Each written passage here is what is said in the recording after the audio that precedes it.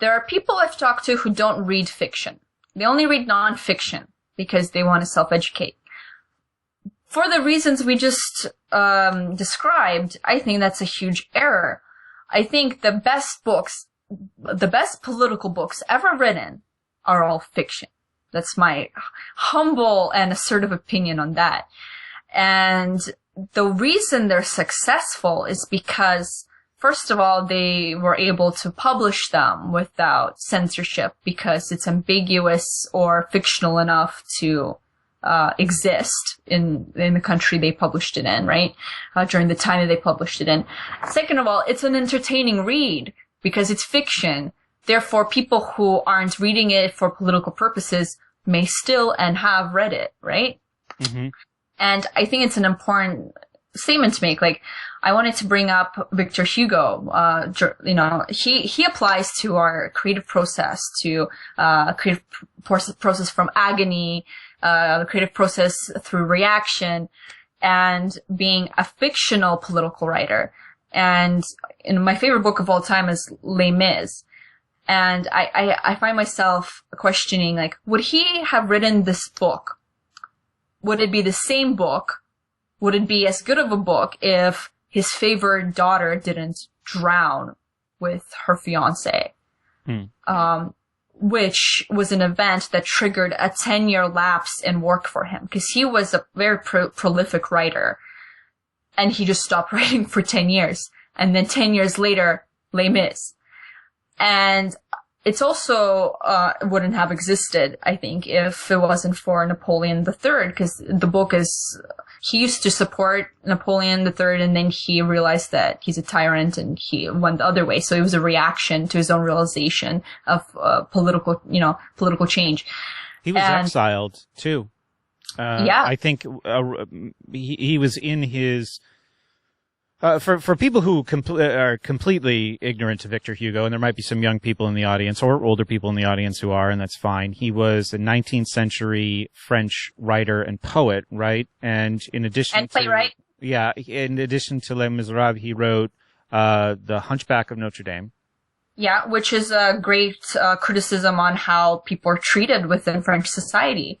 I first heard about him in Civil War class in college because he wrote a letter, basically like an open letter to the United States in 1859 in response to the John Brown incident. Are you familiar with the John Brown story?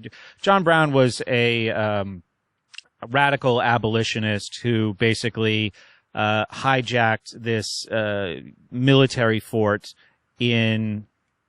I can't believe I'm forgetting the name of the place. I want to say Harper's Ferry, which is in today West Virginia. Okay. And this was kind of a spark that led to the Civil War, but his cause was the abolition of slavery. So Hugo's response was, I like the United States. He hated Britain. He was basically Anglophobic and had very... That's very French of him. Yeah. And I admired him for his Anglophobia. I thought I invented that. But, he had a really positive regard for the United States most of his life. That was one of his few criticisms, was like, you're going to execute John Brown, who is like this important revolutionary for this noble cause. And if you think about your traditions, America, and the hope you are for the world, for freedom, this was written in 1859. Maybe reconsider your course here. So that was how I first heard of Hugo. And that was probably shortly after he wrote Les Mis. I'm not sure when he wrote The Hunchback. Might have been earlier, but. Yeah, he wrote Hunchback, earlier. Les Mis was a work way later in his life, after a lot of the French revolutions began. Because there were several French revolutions. So he wrote them, he would have had to written the book after those occurred. Right. So it had to be after the Civil War in America, because they were greatly inspired by that. Yeah. So why would you cite him as a really significant artistic inspiration for you? Because he's a conglomerate of all of these things we've been talking about, right? He has the gift, obviously. He has the motivation and dedication, because throughout his life he was a prolific writer. But again, in my opinion, his best work, his most epic work, was a result of life experience, tragedy, and political reaction. And it just wouldn't exist without those things, right? And you could be the most talented person in the world, but if you live in your bedroom and you've never experienced anything in your life, you're not going to create anything. Yeah, right before he died, actually, he was pretty much bedridden. He was sick. And one of the last trips that he went on was to see the Statue of Liberty being sent off from France. Wow. To the United States of America. How romantic. Yeah. That was one of the last times he got out of his bedroom. And that was something that was really important. So I knew him, I'm one of these people that you're talking about who has not read enough fiction. I have not. And had a negative attitude, about reading for half of my life, because of it being imposed on me. But never really got into reading fiction books. I've certainly read, several, but not nearly what somebody my age should have accumulated by now. Will you promise to read Les Miserables for me? Read it slowly. I read that book so slowly because it was such word porn for me. It's so beautifully written, and it explores morality and duty and humanity, and I can't, if I had to recommend a book to aliens about the human condition, there you go. That's a strong endorsement, and you've provided a kind of accountability because you'll be checking in with me. To say, I will. Brad, are you reading this book that I assigned? Yes. I will find a copy of the book.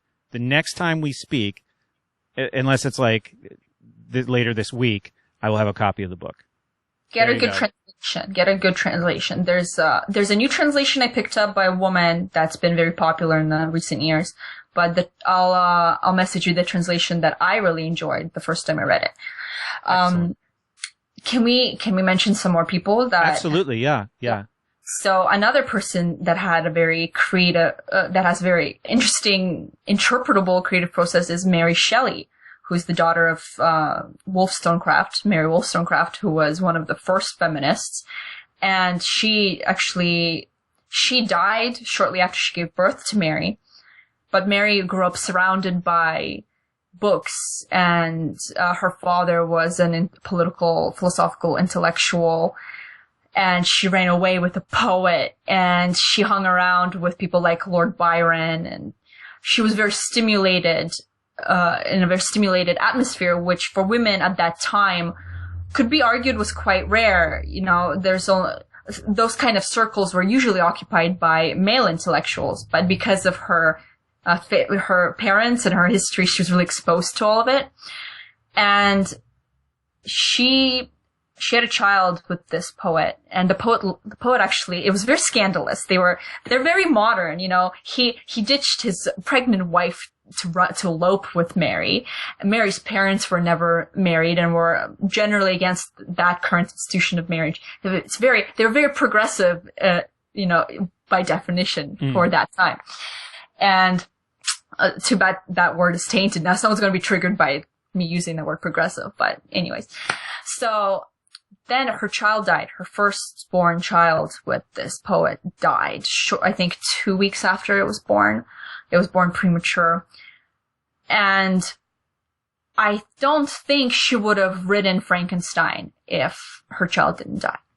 And, I mean, I can't prove that. Obviously, no one can prove that, but I don't think she would have, because so many of the themes in that book are, obsessing with bringing something back to life, right? Indeed, yeah. And it's for that time, especially it was such a scary, morbid book. It had a very negative reaction from some people because it was so gruesome and scary and morbid.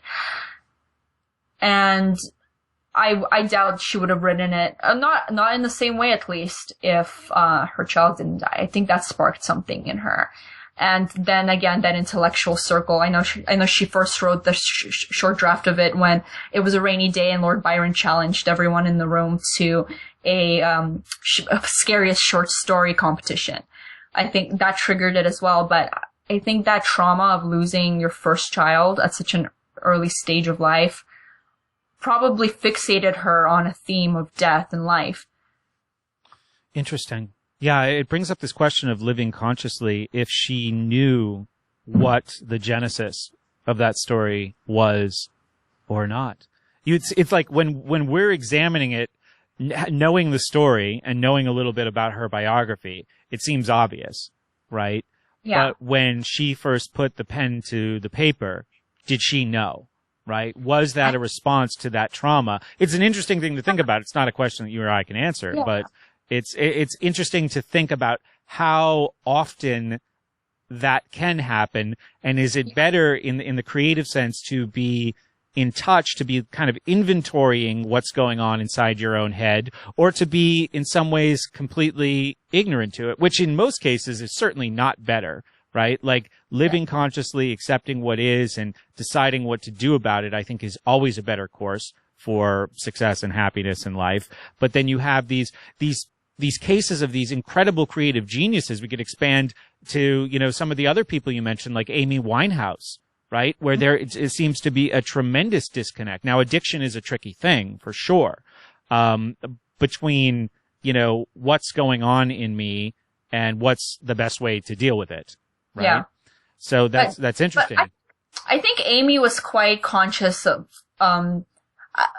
like her Back to Black album was written in heartbreak.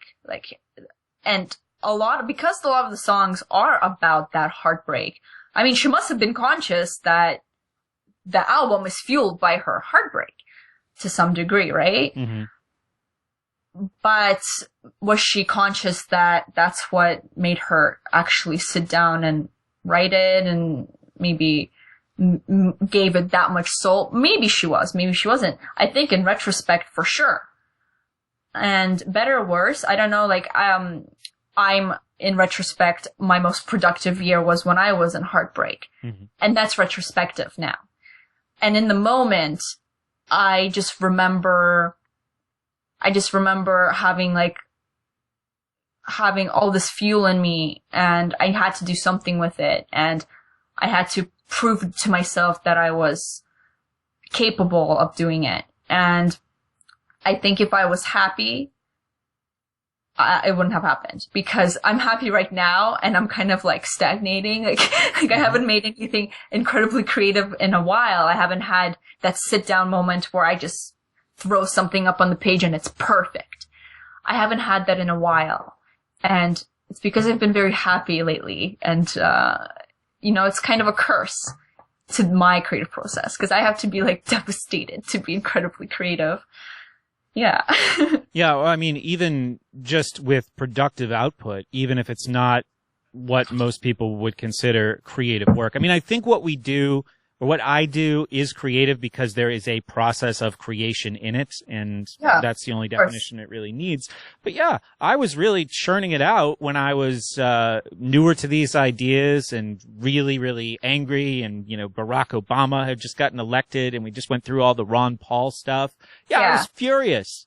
And plus I had, 10 years of backed up, unable to be spoken. You were reacting. Yeah, unable to be spoken frustrations about what I had gone through in my career, in schooling. So much of it just blurted out very quickly, know, and then as time goes by, I've kind of adjusted to those realities. I live in many ways a more comfortable existence than I did then, emotionally, financially. And, it seems like the fire goes out sometimes. And that was part of the exploration this month was getting it back, because I know what I've done before. I don't think anybody just runs out. If you have the capacity to do work that you believe is high quality, when you self-evaluate it, I really think you have the capacity to do more of it. to do it, sure? Yeah. to do it endlessly. And maybe just something has to change to re-trigger that, creative flow. I'll bring up Lana for this, because Lana Del Rey, I think, I watched an interview with her, and she says she keeps writing different songs about the same guy. Mm-hmm. And like she's in a new I think she's married actually, but I guess even during her marriage she still writes some of her songs about the same guy. And that's okay, because it looks like she's going back to that place of pain or love, and it's fueling her creativity. And I've done that too before. Like, I'm not heartbroken anymore. I'm not in love with this person, but I have gone back to that place when I needed to. And you can't keep going back to the same place, because I think it does die down. You need something new to spark you. And that's the trick. Like, even people with capacity, like the capacity will never go away. But yeah, what if you, like, Brett, what if your life gets real good? Like, what if you win the lottery and you just go on a perpetual vacation and you are disinterested in the politics of America because you can live in Bali? Mm-hmm. I mean, mm-hmm. That is a huge potential for stagnating indefinitely. Right? Absolutely. Indeed it is. I would like to think that my first order of business would be to hire a creative team and bring them into the boardroom and say, guys, I'm very, very rich and very, very comfortable, and you shouldn't count on me for much, but I still am on this mission that is important to me. I just don't have that capacity to generate creative ideas anymore. So that's up to you. Maybe I could get them from, television writers. I don't know. No, I don't know, Julia. It's a good question. I'd like to think I would do that, but yes, might I just be on a sailboat to Bali one day? It's possible. And I mean, it takes a special kind of person to just keep going. Like, look at Alex Jones. Holy moly, that guy. Like, that, even with all his wealth, all his gained popularity, and all his potential leisure time, which he does take more time off now than he did before, which is fully granted to him, the dude still, like, produces so much. He's on that show almost every day, just like going and going and going. He always has something to say, right? Mm-hmm. And it's just incredible to me. I mean, love him or hate him, that doesn't matter for the point I'm making. It's just completely incredible. He has an entire team, and he still has the capacity to just continue, just chug along and stay entertaining, whether you love him or hate him. And that, my friend, was something he was simply born with. Indeed. Yeah, and that actually is a great segue to the last question. We talked when you were on the show before about your video, The Shift. One of the things that you bring up in that video as a real concern is what you call the insult of equality, right? So... Trigger warning. Yeah, here it comes. We are led to believe that any person can be anything that he or she wishes to be. We have both argued that this is not the case. Mm-hmm. But when it comes to creativity, outside of traumatic brain injury or other medical obstacles, do you believe that each person has the capacity for meaningful creative work? No. Great. Just like not every person has the capacity to solve incredibly complex mathematical equations or come up with new breakthroughs in cryptography. Okay. Too bad, so sad. And this is something that is beneficial to society to acknowledge. Just imagine if I had that progressive mindset where I believed that I could do anything I put my mind to. I would have wasted the best years of my life trying to be a singer. Mm-hmm. Wasted and embarrassed myself.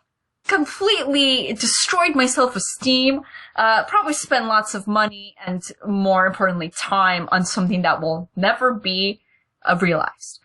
thank God I am not from that school of thought and I know my limitations, and I have decided to do things that I am somewhat decent at, that I know that I can become better at, and that I have the inclination I am inclined to already be good at.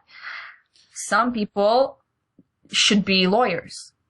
Yeah, not painters, okay? And I think whether it's inherited, which I think it is. My father was a painter, my cousin is a brilliant artist, my sister is a brilliant artist. I think some of it's inherited, and it's so scary for people to admit that they're not in control of their own destiny. But a lot of the time, your genetic makeup or the environment you were brought up in really sets your path in stone. And what you do on that path is where your free will comes in. But free will is still limited by some things. So don't you think creativity, and you talk about, like, yes, you would have failed in this one creative pursuit. You would have destroyed your self-image, you would have been miserable, or you would have taken the other track of finding out who is keeping you down, you know? Yeah. But general creativity. Right, but so you channeled it into mostly another creative pursuit. Yeah. Your thoughts, your energy, your efforts, your passions. Mm-hmm. So creativity is also different than, you know, writing some kind of code or being some kind of mathematician, isn't it? Like that's a kind of... It's a different kind of creativity, okay. Right? So, yeah, let's be precise with language. I think programmers are very creative. They're programmers to just write code for, like, companies that they're told what to do and they do it. They have the skill set. Then there's programmers who have to, programming is just coming up with solutions to problems. And you have to have some sort of creativity to do that on your own, right? Mm-hmm. Some of the most creative people I've ever met were programmers. And that's their field. I think you have to be pretty creative to come up with Bitcoin. Yeah, absolutely. Okay. But I mean, I was using the example of programmers as, you know, people often associate that with a high intelligence level, right? So if we talk about, well, not everybody could be a lawyer or not everybody could be a mathematician, but everyone can learn how to program, but not well. All right. Just like painting. Everyone can learn how to paint, but not everyone's gonna do it well. I know people I've known people from high school who decided to start oil painting in high school. And to this day, they're oil painting all the time and trying to be an artist, and they're still crap because they don't have talent. I know people, my cousin, for example, she's a veterinarian. She's one of the most gifted artists I've ever met. She'll imagine a scene and just put it on paper with a pen doodle and it'll be a masterpiece. And she's chosen to be a veterinarian. And she has these beautiful drawings like scattered around her house, just like crumpled up. It's insane. But she has talent. Because she has talent, she's able to do that.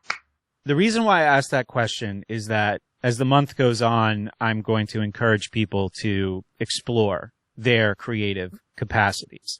And I would argue that most people, I think certainly the people in this audience, some of them might be highly creative, but I bet there's also lots of people who are listening who have untapped potential, and those are the people that I'm really talking to. I'm sure there are people who have, and I think that there was a Victor Hugo quote. Wait a minute. There's a great Victor Hugo quote. That is, I'm trying to remember it. I don't know, I'm not going to search for it now. I'll never find it, but I'm going to paraphrase it. It had something to do with reason is the exercise of intelligence. No. Look it up. All right. It's fine. You look it up. And, untapped creativity. I don't want the things I'm saying to be interpreted as, you know, dig your grave and lay in it. Because, of course, a lot of people are very good at things that they didn't know they were good at. Maybe you grew up in a family that only valued the hard sciences, but you were gifted from birth with an incredible creative streak, which has been bashed down by expectations. That definitely happens. I think that happened a lot throughout history, for sure. Right. And especially in the school system. Mm-hmm. And I wholeheartedly encourage people to try and tap into that. What I do discourage is being creative as a default for not having anything else to do.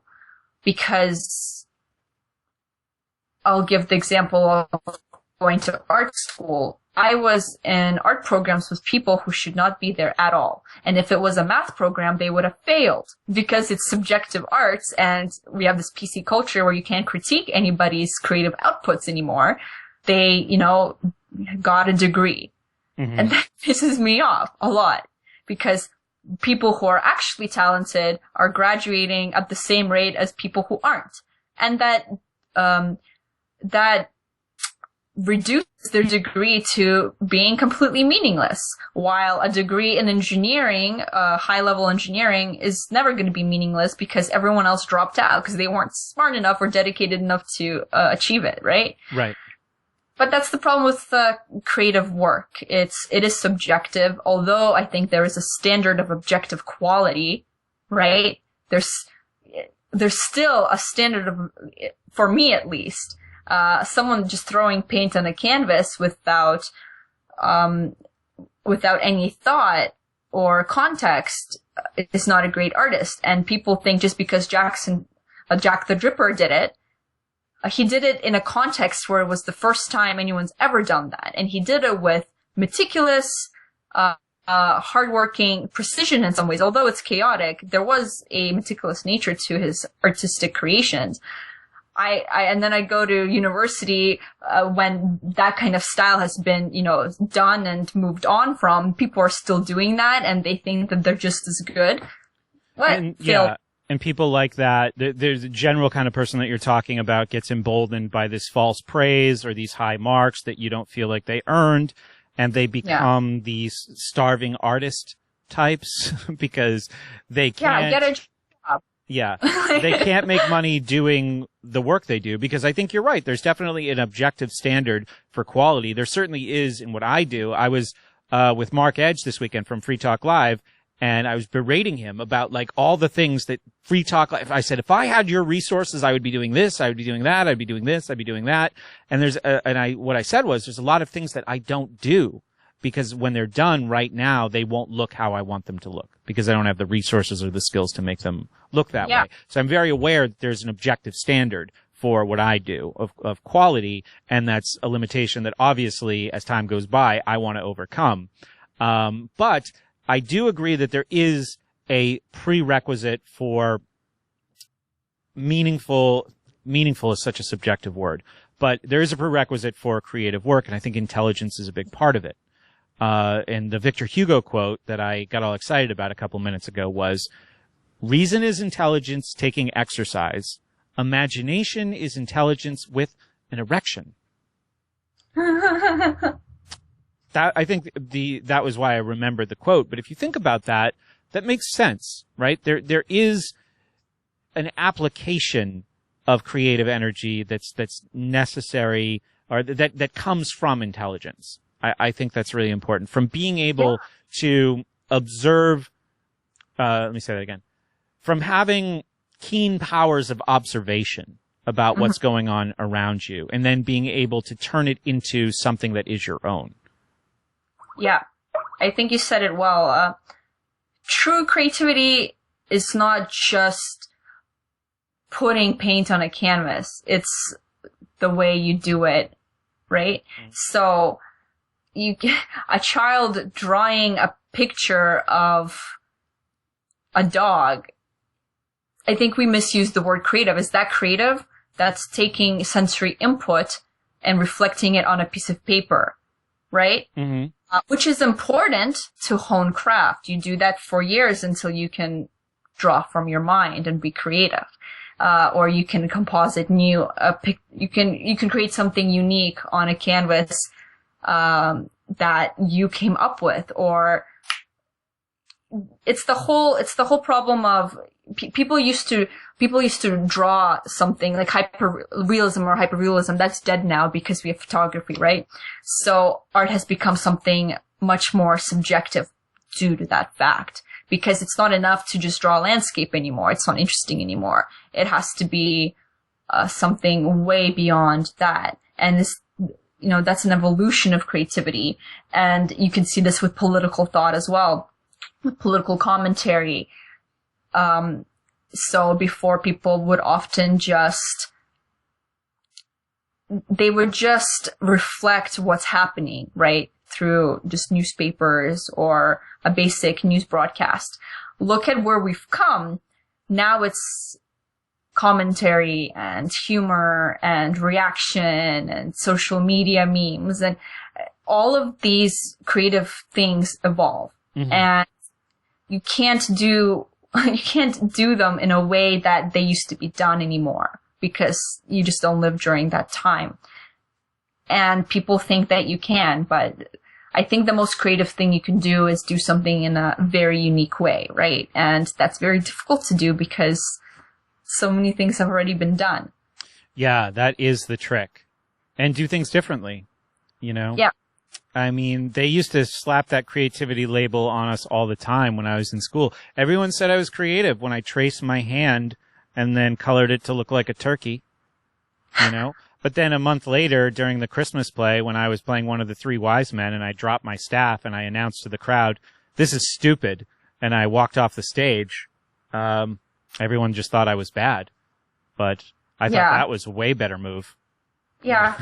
I don't know if that was more creative. Exactly. Yeah, that's what I'm saying. But I didn't get credit for that, which was way more out of the bound. I mean, I was tracing my own hand, for heaven's sake, with the turkey. That's not creativity. But walking out of a live play and calling it stupid, criticizing, being the critic of the Christmas play as I walked off the stage. I don't know why we were doing a religious performance art. Yeah, I don't know why we were doing a religious themed play, because it was like the nativity scene. Mm-hmm. But I was just standing there as one of the wise men, and I said, "I've had it. This is not for me. I don't think you people should even be watching this." I was maybe like 6. So, final question. What's your favorite creation? Of yours that other people could see?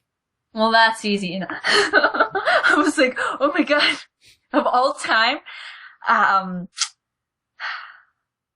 Yeah, I think, well, The Shift is one of them, but we already discussed that. Mm-hmm. So my favorite one is The State Has Become Our God. And I just like the poeticism of it. And it was one of those times where I blacked out and just wrote it. I was in this room and I blacked out, and all of a sudden it was in front of me. The state is a collection of ideas propagated and implemented not by force, but as a result of our compliance. Human compliance occurs naturally, and like most natural resources, it can be cultivated and grown. So here we are, stuck in the feedback loop of watchful prevention. The worship of what-ifs, the assumption of better judgment, the age-old tool of good intentions, the ageless logic of for the greater good, the humble attitude of we do what we must because we can. Passive protocols, conveyor belt screenings, systematic surveillance, background checks, foreground balances, aerial scans, ground drills, the security of security. And how do they reconcile their failures? Why, failure is the greatest tool of all, for it shows the public that the state can do better, that we need more paper and ink, that we need more policy makers, that we need more people behind podiums and microphones, that we need better people to solve the problem of people. Why would you cite that as your favorite, aside from The Shift? It encompasses a lot of the current issues of today. It really captures everything in one not long-winded poem, and I think it's quite beautiful in its own sense. Yeah. I think I've seen it. It's short too. It's like 5 or 6 minutes, right? Yeah, it starts with the state is a collection of ideas propagated and implemented not by force, but as a result of compliance. So that kind of sets it up, and it creates it creates a responsibility of the individual, right? Mm-hmm. So instead of vilifying this abstract idea of being oppressed by this abstract idea, right? It includes you in it. You are this abstract idea by your compliance to it. Well, I recommend that people watch that video and really dig into your channel, because even just by watching the subscribe video, you can tell, and this was one of the reasons why I wanted to talk to you in this series. You can tell that video, that... I'm so torn about that video. No, okay. I'll tell you, listen, it is, here's ideas, libertarians and anarchists, or whatever you want to call yourself, as long as you're in this general, circle of ideas. Here are ideas you're familiar with, but you're going to hear about them and really be encouraged to think about them in entirely different ways. That's what you get from my trailer? That's what I get from your trailer, that this might be familiar territory intellectually, but this is something different. There's nothing entirely predictable about what you're going to see here. And everything has such, I think this wasn't really something that we talked about during the show. That makes me so happy. I want to bake you a cake. You can, yes, absolutely. Yeah, it's a really great trailer. And when I first saw it, I had only met you that once when we did the roast together. So yeah. I checked it out and, I was hooked. I subscribed right away. I'm so glad to hear that, because I'm so up and down on that trailer. I love it, but I hate it. I probably just hate it because it's me. No one likes to watch themselves on camera or hear their own voice. But it is honest. It is a genuine, honest presentation of my channel. So I've kept it. I have kept it because of that. Yeah, I just contrast it to mine, which is basically here's what our channel is. This is what we do. And it's all very, very clear. But you're very approachable. I'm very approachable? Yeah, your channel is very approachable, your show is very approachable, and that's why I like it. And that's why people who aren't libertarians or anarchists by definition aren't in this space, they like it too, because it's more than that, Yeah, but I found with yours, there were a couple times just in that video where I said, what does that mean? But not I don't understand what that means. It's yeah. I want to learn what that means, because I'm not sure I fully understand it. So I really encourage people to go and subscribe to Brave the World. I think I will give myself credit. I'm good at the one-liners. I am. At Brave the World, follow me on Twitter. My website's bravetheworld.com. My channel is Brave the World. Check it out. And if you hate me, you'll probably watch a different video and love me. So give it a shot. Excellent. So thank you so much for participating in this series with me, and I will find a reason, I'm sure, to have you on the show again in the near future. I look forward to it. Yes, I'm brewing some new content, so we'll be back. Absolutely. Thanks again, Julia. Okay. Always a pleasure. All right, we did it. Yay!